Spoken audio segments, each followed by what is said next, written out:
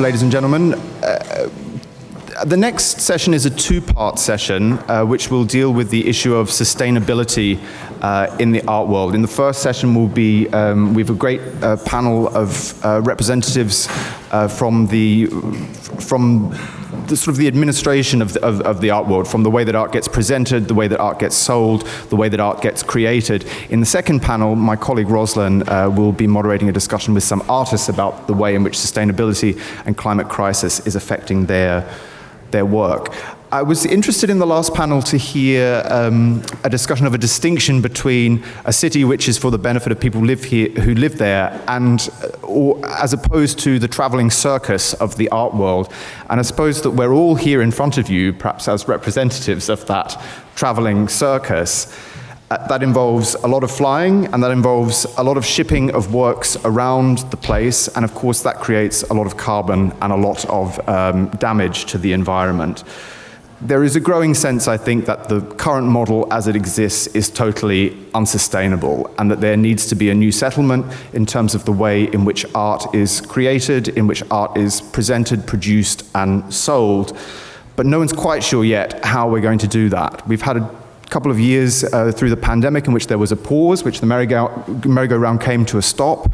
But now, my feeling is that it's very much started up again. And if you think we're all here in Athens, a lot of people in the art world are in Basel, some will be traveling to Documenta, some are going on to Hydra from here, and people are moving around. Artworks are moving around again, and that's creating all of the problems that everyone increasingly, not just in terms of the art world, but in terms of all industries and all sectors of life, that we're all aware of now. So I'm glad to be joined to discuss the scale of the problem and some possible solutions to it by Victoria Siddall, former director of Frieze and still a board member, lately active in the Gallery Climate Coalition.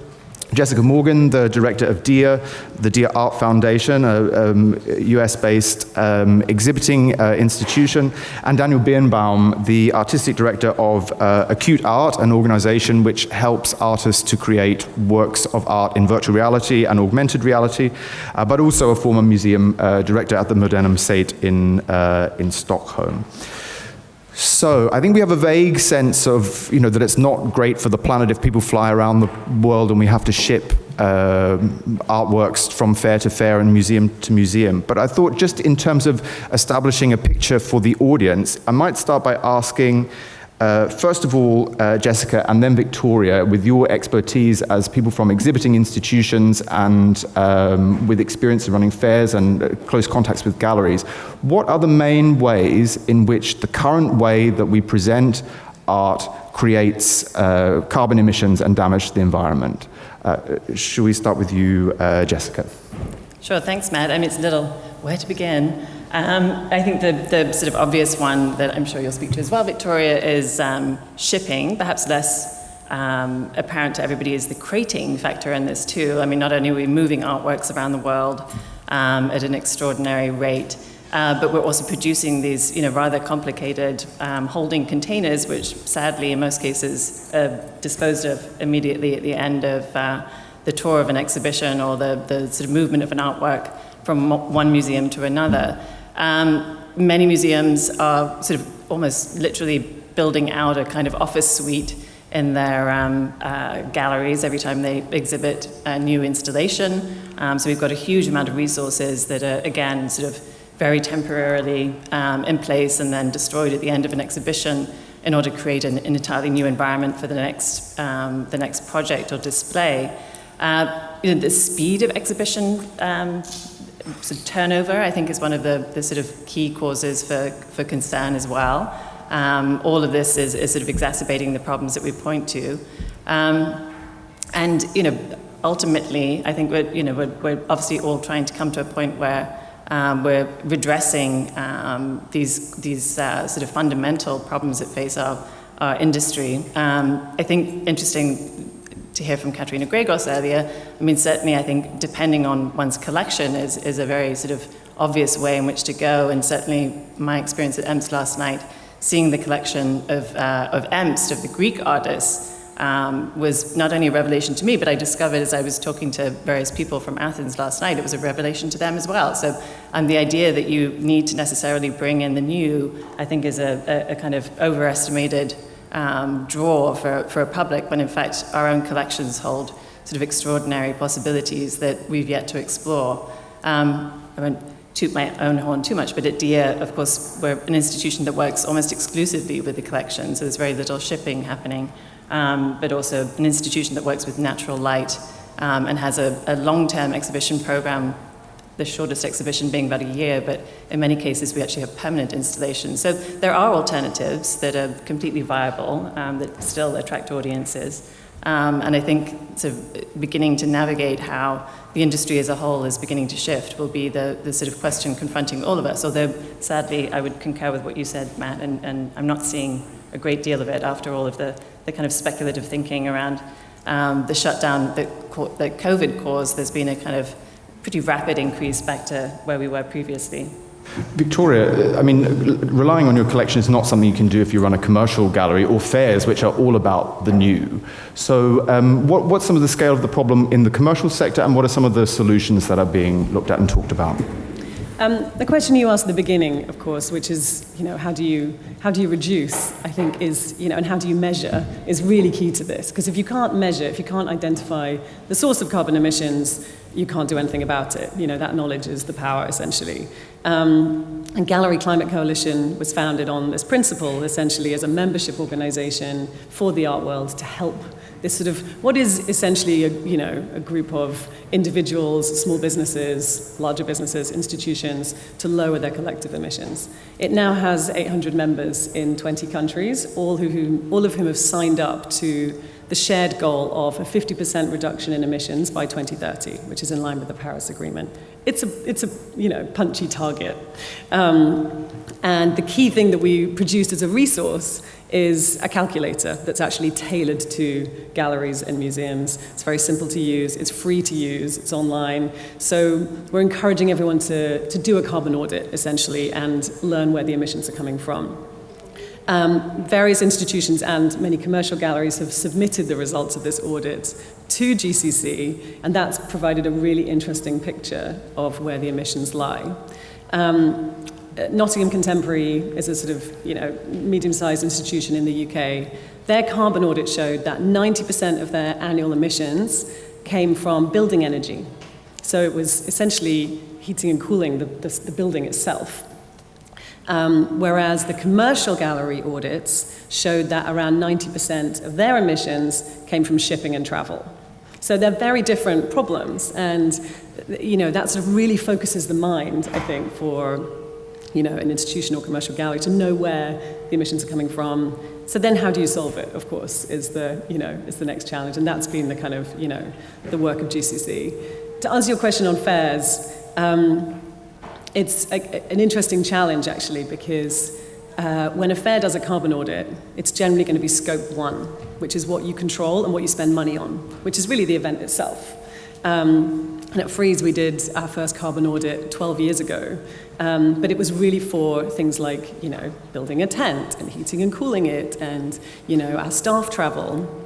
And we found that the biggest change that we could make was to switch to a renewable form of energy. So we basically moved to biodiesel, and that cut the emissions of the event itself by about 60%. So that was a huge change. But of course, when you go to scope 3 of a fair, you've got all the travel, all the people traveling to the fair, you've got all the art that's being shipped to the fair that's not in control of the fair organizers. But of course, as a fair, you have the kind of power potentially to influence, incentivize, and so on. So it's a slightly different approach to the problem. But obviously, as convening events, there is a kind of, a power that fairs have too. That's what I'm wondering. So a sustainable art fair of the future, do you think it could basically still look and feel exactly like it is now? And if we just tinker behind the scenes, we can preserve the model but make it work? Or is there something fundamental about the business of moving so many people and so many works around requires that sort of root and branch change if we're really going to see any difference? I mean, I don't think the issue is just about fairs. I'm not just saying that because of my background. It's really the travel and the shipping, but shipping is a huge one. And actually, at GCC, we've really focused our attention on shipping, lobbying the shipping industry, trying to kind of effect change, educating people on the difference in emissions between shipping a work by land and sea and shipping it by air are huge. And sometimes it's just a question of time. You know, it takes longer to ship by land and sea. But if you're making such a radical reduction in carbon emissions, then you know it's worth that effort of getting things ready a bit earlier. And sometimes that's on the gallery, sometimes it's on the artist. But there are definitely big changes that could be made without really radically affecting, you know, the way that the international art world operates at this point. Having said that, yes, there is something that is a traveling circus about the art world that is wonderful in many ways too, and there is a reality that art is meant to be seen in person. That's why we do travel. You know, if it was just as easy to appreciate an artwork by looking at a picture of it on your phone, then we could sit home and do that, but that's not the case. Essentially we're looking for solutions to allow the art world to thrive and to have the same kind of sense of joy and discovery as it does now, but with a lower footprint. I think we all agree looking on your phone is not quite good enough, but I think there's also been, during the pandemic, when people couldn't travel, when the circus came to a pause, people looked into all kinds of inventive technological ways that could perhaps recreate or approximate that kind of experience. Daniel, you now concern yourself very much with technology and with experiences of art in digital spaces. I wonder, do you think there is technology that could replace or at least approximate to enough of a degree to reduce attendances at art fairs or people traveling for international exhibitions? The answer is maybe no, but I think there will be. Or at least I take for granted that, you know, we need shift. And I remember, was it 2 years ago, 2.5 years ago, the Tate Gallery announced climate emergency and started talking about things, exactly the kinds of things that we're talking about now. And I had been the director of a museum not quite the size of Tate, but the National Gallery, the Moderna Museet in Stockholm, and we were also very interested in new possibilities. But in a way, there must be something beyond doing less of that which made us popular to begin with. You know, slower, less, smaller. Yes, that's an answer, clearly. And I actually, the museum in Stockholm now has announced that they're only producing local shows for a while. I don't know for how long, meaning they invite artists, of course, from all over the world, but they produce there.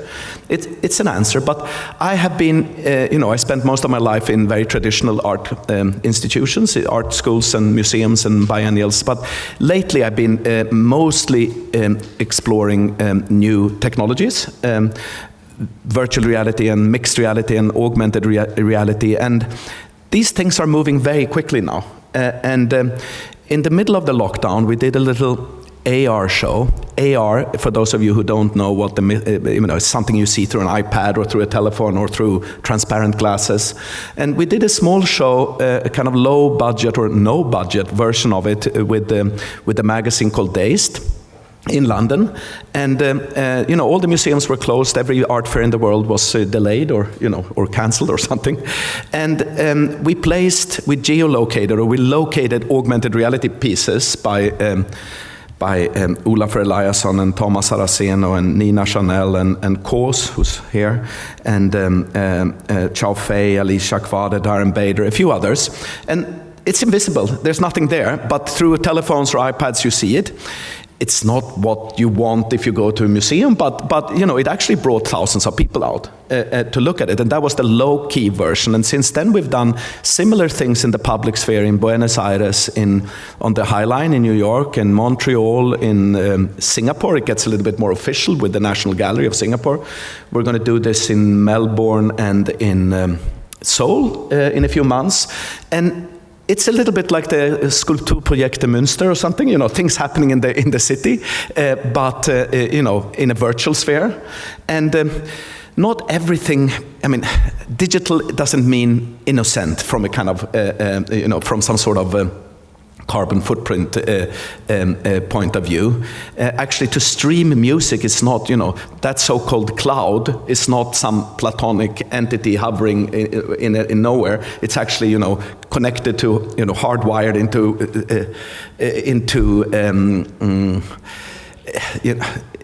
server parks and all of that. But everything is relative compared to doing what we now do, which is a little bit ironic. You fly to another country, you sit on a panel, talk about global warming, and you fly home. That's, it's a little bit like, continuing that kind of lifestyle that I've spent, the last 25 years. Most of us have been involved with this, art fairs and biennials, and I've been, totally involved with this.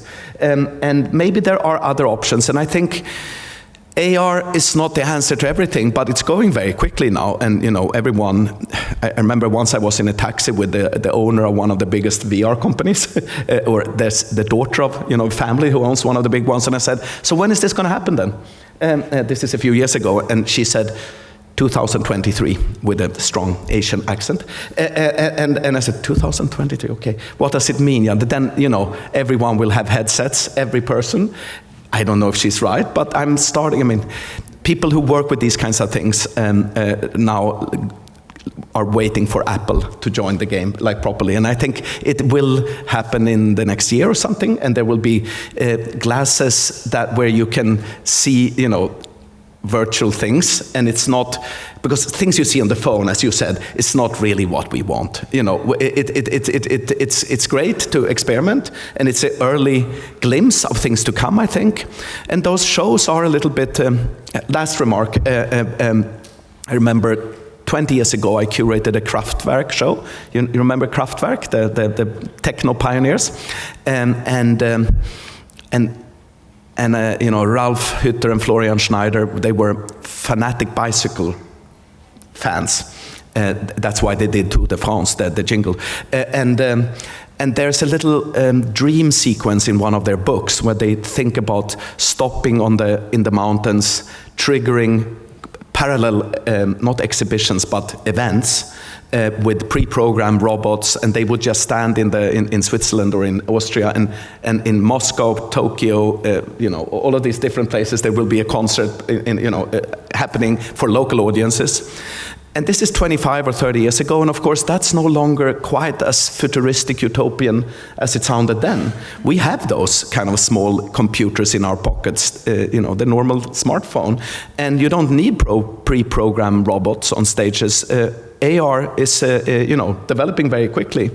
So I would say, I think we're in a moment when we need entirely new kinds of institutions, and I was always very interested in early museum utopian ideas by Buckminster Fuller or Cedric Price and all these people who developed.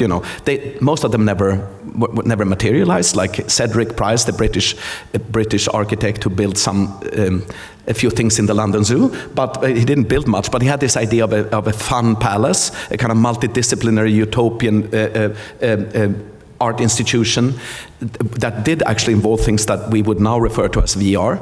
It never happened, but I think we need to think really in new ways and find new institutional structures. And of course, what we have done is only a little glimpse. Yeah, you're talking about imagining a new type of art that could be created, enabled by technology. But we've also got so much art from the past that we need to deal with. We have a responsibility to conserve it. There's contemporary art, but people also want to buy old masters' paintings. People want to buy modern art, etc. And so I'm just wondering about, in terms of what we've got now, how is a way that technology can help us to conserve that in a more environmentally friendly way? Jessica, maybe you could talk. That's a sort of collection that you deal with at DEA. How are you using technology to make that smarter and greener? And we're probably the worst people to ask about that, but I just wanted to respond a bit to what Daniel was saying, and also just think about this sort of idea of why people, I'm not going to refer to the art fairs here because I think there's a clear commercial draw there, but what are we doing and who are we doing it for? We're doing it for publics. We're talking about accessibility. We're talking about creating environments that are conducive to an experience that hopefully is informational, educational perhaps, but also deeply social. So I think that being together, the sort of being together in space, for me anyway, is fundamentally why I do what I do. It's about creating a space that has a welcoming atmosphere, that has an atmosphere that is different, decisively different to the shopping experience, which unfortunately is generally the other sort of group experience that dominates our lives otherwise.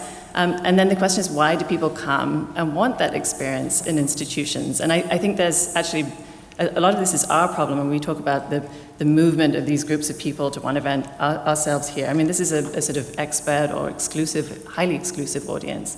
Actually, when we're talking about our audiences, we're talking about a completely different group of people who are not coming necessarily for a specific thing. They're coming for a specific experience. I worked at Tate for 12 years, as many of you know, and truly people came in order to experience the Turbine Hall, to have a view of London that they couldn't experience from somewhere else.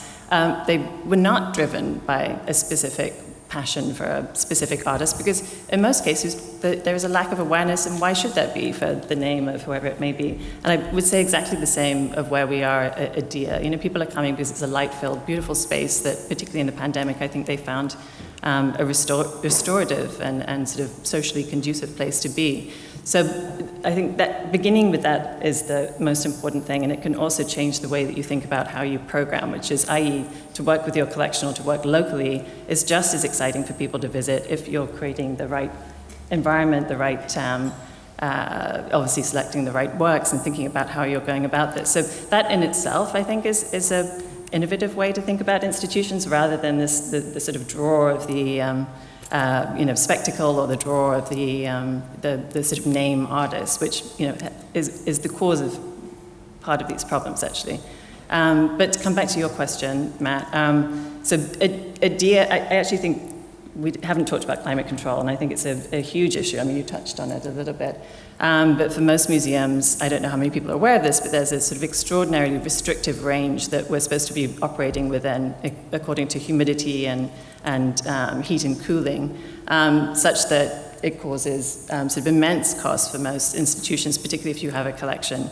And it's reached a level of, I would say, absurdity. In fact, also, it's not only the exhibiting spaces that you would be familiar with, but it's also the storage spaces, which are sometimes far larger than the exhibiting spaces. So all of these spaces are being climate controlled in a way that is causing this sort of immense draw on resources. And quite, one simple strategy would be to relax the boundaries of this, system of control, which itself, is frankly quite often absurd, because you're taking a work, let's say you're acquiring a painting from a private collector. That private collector probably wasn't keeping that work in these conditions. They probably weren't even those conditions when they were shown in the commercial gallery, and they certainly weren't in those conditions when they were in the artist studio. So they'd suddenly entered this sort of rarefied realm of the museum, and were all obsessed with keeping them in this kind of minutiae of sort of humidification and heat, with the idea, which is equally absurd, that they will remain in perpetuity exactly the same as they were the day that the artist created them, which frankly is also something that most artists are not wedded to either. What they really want is bright, beautiful, natural light, which everybody closes their windows and turns their exhibition spaces into these sort of dark chambers lit by terrible LED lighting. And they want to have a space which is kind of open and free, with no barriers and all the things that we encumber artworks with, which creates for these sort of really depressing experiences, in my opinion, in most museums. So this kind of relaxation of the rules is something that we really need to begin to adopt, because it not only, quite literally causes some works never to be shown, this kind of stipulation that they have to be shown in such specific conditions. So it's a great behemoth, I think, in our industry to not really begin to tackle this. It's also quite a new idea, isn't it, that a work of art can never degrade and must be preserved in the state in which it's. I mean, it only comes from I think if you think of all the thousands of years of art history and objects that we have, it's only really at the beginning of the 20th century, when with the advent of air conditioning, really, that we come to this. We come to this idea. I've also seen some research that suggests that a lot of institutions, they put a vegan brownie in the cafe, or they say the curator has to take the train to Paris or whatever. But that's really only tinkering at these sides, and actually the cooling and the preservation of those works is the main source. But is that I mean, at DIA, are you doing that? Are you now relaxed about how you store your... So at DIA, we have entirely industrial, we would say, found architecture. So all of our buildings are factory buildings, essentially, that were converted, whether it's upstate New York or in the city in Chelsea. Our space out in Long Island is a old fire station. So it's literally impossible for us to have the perfect environmental controls because we have old brick buildings with beautiful sawtooth lights and moisture and air and heat, and everything is coming in and out in a way that we simply can't control. I would say that we, meanwhile, hopefully none of these people in the audience are all like hair is standing on end, but we organize exhibitions where we do have loans from local institutions like MoMA or the Brooklyn Museum or the Met even, and they're happy to work with those conditions. So there are ways around this. It's not that we all have to adhere to this, very particular circumstance. But I think in general, you would find, I know certainly in Europe, Nick Sirota, my old boss, was a great proponent for trying to kind of change these shared systems and structures that do quite literally prevent works from moving between places, but also prevent institutions themselves from operating under different circumstances. So there's room for change, but I think it's actually a bigger question than that. I think conservation, sort of a fascinating area, of course, and a very important one in many ways, has actually become a kind of dictatorial regime over the museum that I think in many ways is causing all kinds of issues. Daniel, having run a museum, a European museum in Sweden, a fairly rules-based, system-based kind of culture, how likely do you think it is that there'll be any movement on these norms? With art collections of that caliber, with the Andy Warhol's electric chair and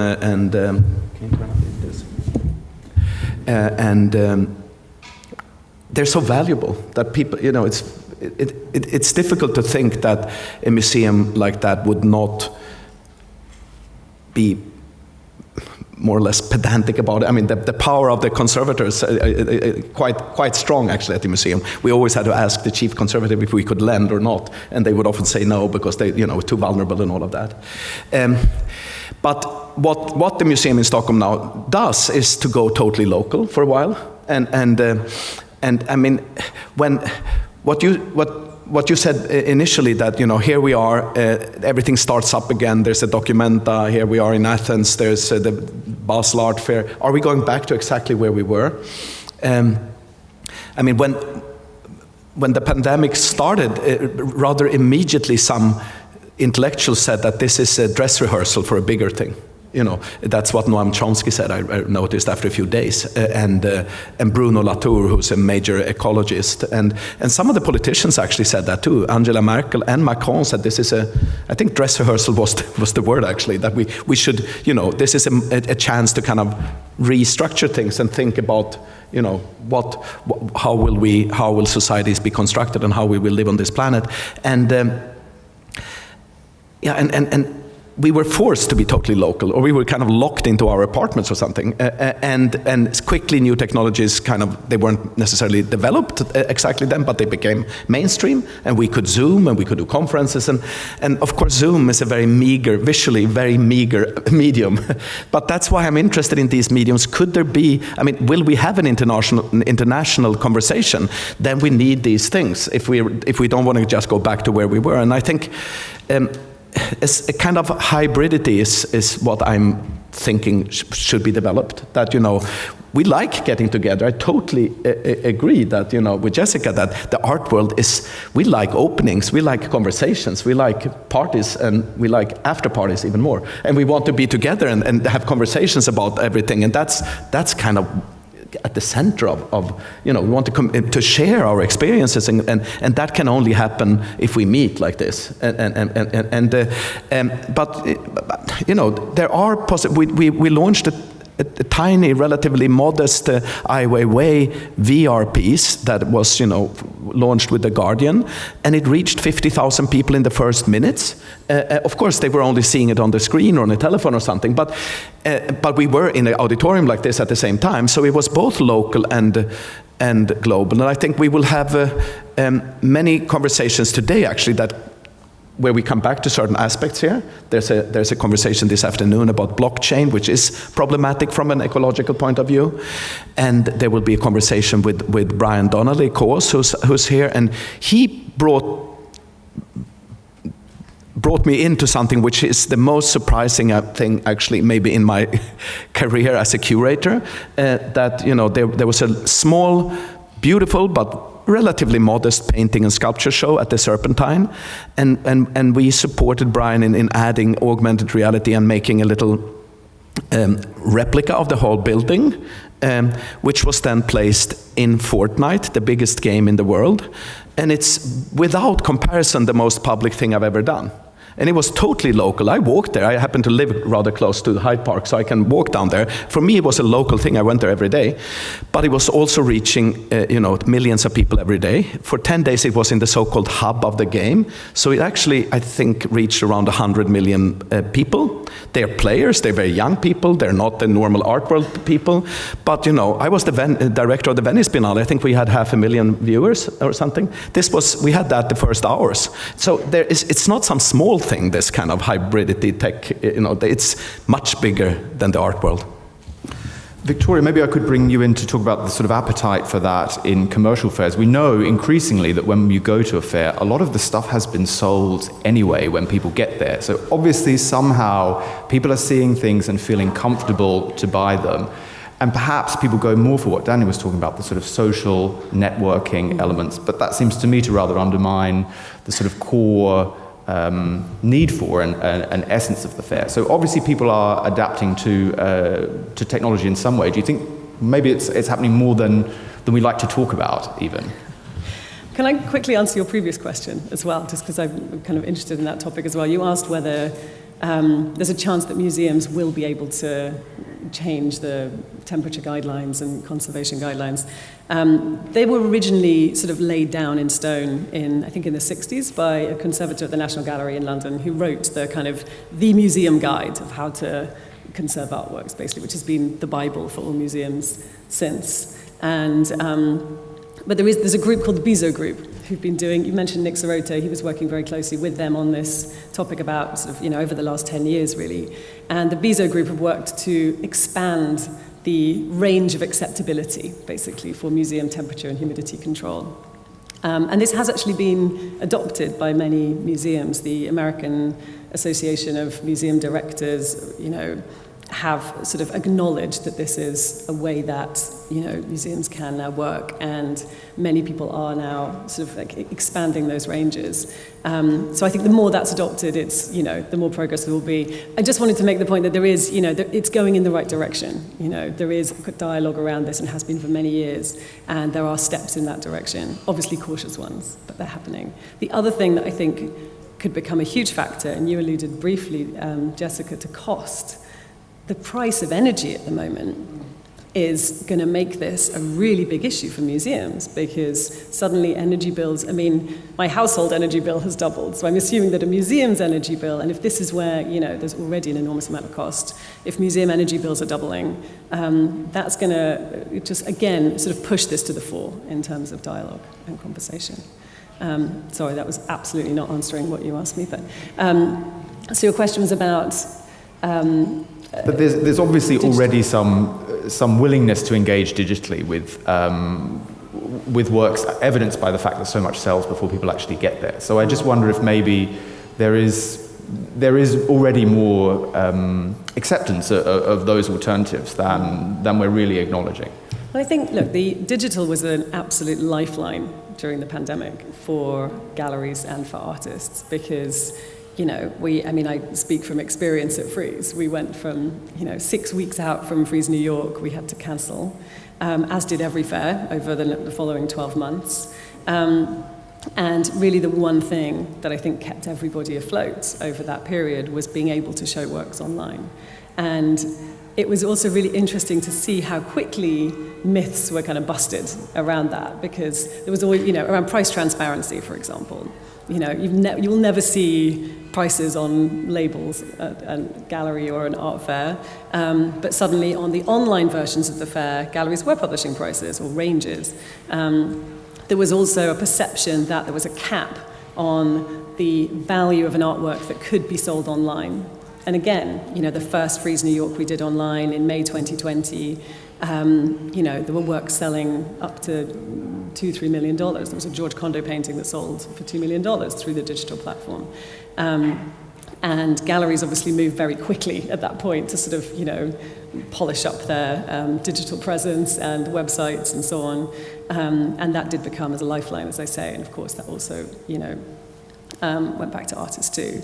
So, there were lessons that were learned from that. The digital fairs that we all built during the pandemic now sit alongside the physical versions of the fair.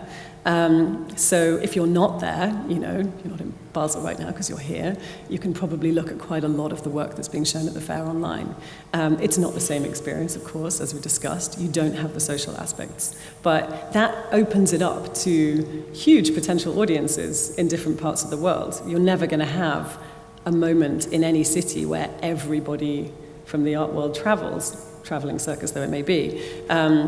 So the kind of, the potential of that, I think, is great. And I think as a complement to the physical, it's something really interesting. In terms of artworks themselves, there's always been digital artwork, not always, but, that's not a new phenomenon. I think the formats that it takes are new. And yes, we are starting to see that more and more in sort of museums. Daniel mentioned the fortnight collaboration with Cause at the Serpentine, and even in art fairs as well. But it's still, they're still also separate worlds in some ways. It'll be interesting to see if and how the two collide. We've got time for a couple of questions, if there are any in the audience. Oh, this gentleman here.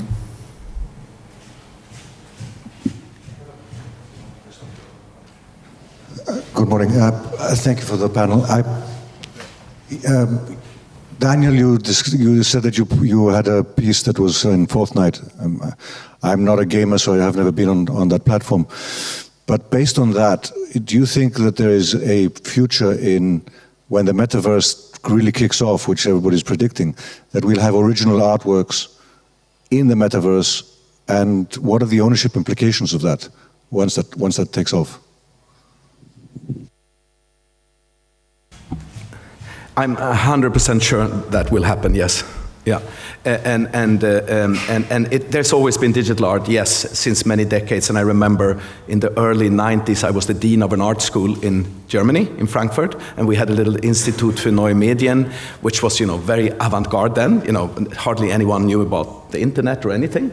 And then the person who was the leader, who directed that was Peter Weibel, who then moved to ZKM in Karlsruhe and built this whole world. But that world, it's moving very quickly.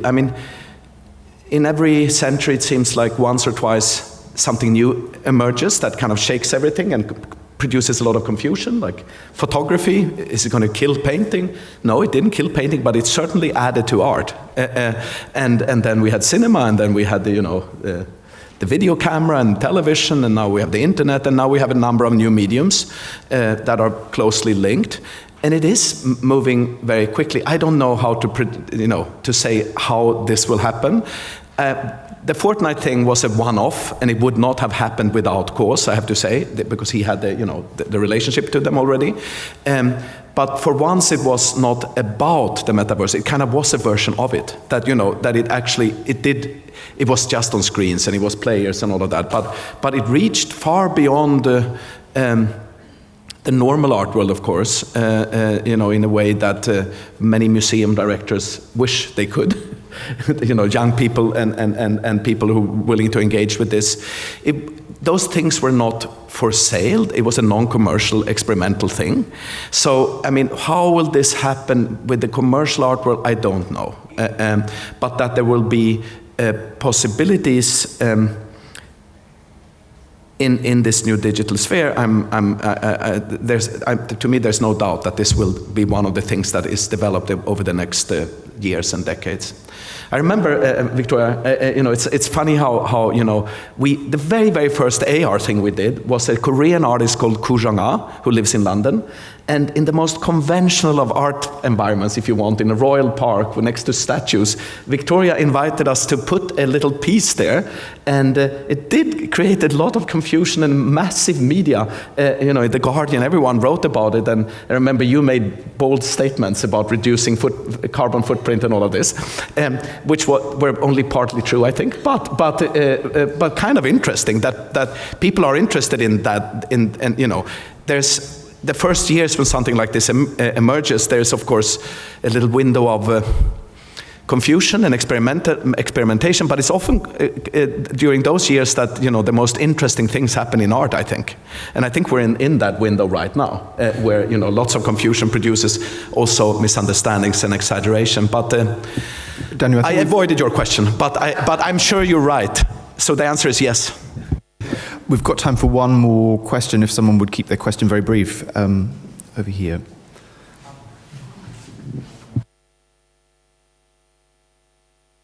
Hello, Sharon from the Museum of London. Just a quick reflection. It makes me listening to you all makes me think about the slow food movement, which is all about local produced quality, smaller amounts of food. Maybe we need a slow art movement as well.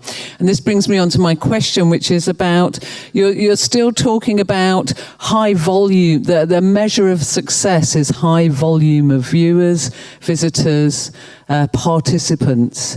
Isn't that contradictory to sustainability? Isn't it better to go for fewer, slower, more deep engagements? Jessica, would you like to take that one? I thoroughly agree with questioning that as a metric of success. I think that's always a misleading direction to go in. On the other hand, I do deeply believe in our role as public institutions, and so obviously I think our job is to reach as many people as possible, and within that, a diversity of people that we're reaching is perhaps the most important thing rather than the number of people. It's like, who are those people? Are they all coming from the same socioeconomic background, in which case you're probably failing? Are they all the same race? You're failing. So I think it's having a sense of what exactly that means. What does that breadth mean? On the other hand, I'm a firm believer, I couldn't not be at Dear Art Foundation in slow art. And I think, the sort of value of the experience, what is that experience? I was thinking about that as you were talking about this, Daniel, like what is that engagement? What does it look like? How much time is spent there? What do you take from it? What is the lasting impact of it? How has it actually evolved in terms of the sort of being of the person or young person in particular? The audience that we value so much, of course, in our institutions. So what is that lasting impact? And I think the brevity of experience necessarily is leading to a diminished experience. We've got about 1.5 minutes. So Victoria, I'm going to sort of pose that one to you. Is there any way that you can translate that sort of ethos into what is generally seen as pretty fast business in the commercial art world? That's a very good question. I think the commercial art world exists for different reasons, I suppose, to institutions. They're inextricably linked. But look, do you mind if I use the last minute to say something else?